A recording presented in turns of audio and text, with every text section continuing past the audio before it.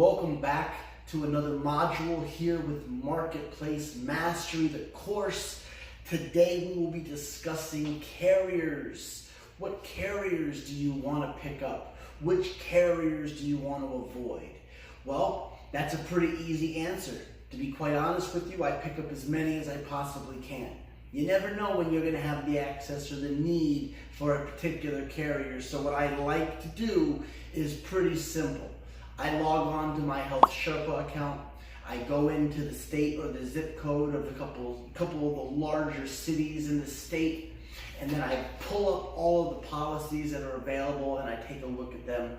Take a look at the pricing, throw a couple different numbers in there, because unfortunately you will see some states will have a carrier that, to be quite frank, didn't really want the business. Now, there's a lot of laws in place, just so you can understand. If an insurance carrier offers insurance on the marketplace and they pull their product all together, they can't get back on for 5 years. That's a big thing. And the reason why that's a big thing is because sometimes what we'll find is insurance carriers that are like on the fence. So they're not going to pull out altogether, but they're going to make their policies more expensive.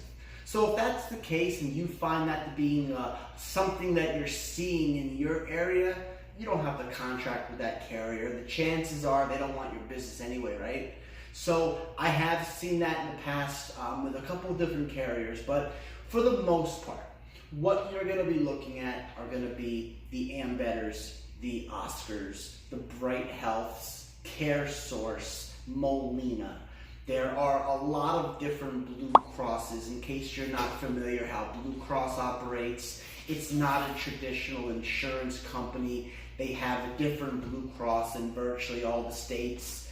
I believe there's something like 32 different Blue Cross companies altogether. It's ridiculous. A lot of the individual states, like Florida Blue, typically only wants Florida agents. Blue Cross of North Carolina only wants North Carolina. Same thing with Alabama. So for these particular states, I refer the business to Health Sherpa if that would be what my client wants. Typically, I tell them up front, I don't service the carriers that are only being referred, and a lot of times that keeps them from wanting that particular carrier themselves. They typically want me to do their management because, again, that's what we're going to teach. That's what we're trying to get across, that being the master of the marketplace, you don't want to deal with the marketplace. That's a big no-no. They're going to screw you up. Let me deal with it, but that's going to require you to work with me in order for me to work with you.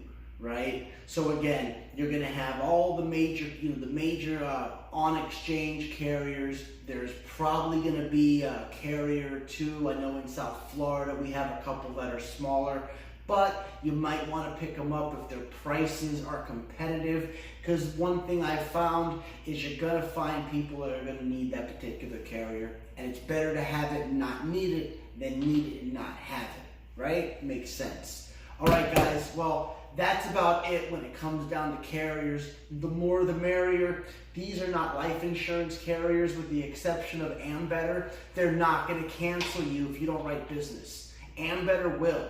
If you have an Ambetter contract, you need to write it because they will cancel your contract. And then typically, you got to wait a year to get it back. Okay, guys, that's Mike Shellback, the Insurance G. This is another module completed. Until the next one.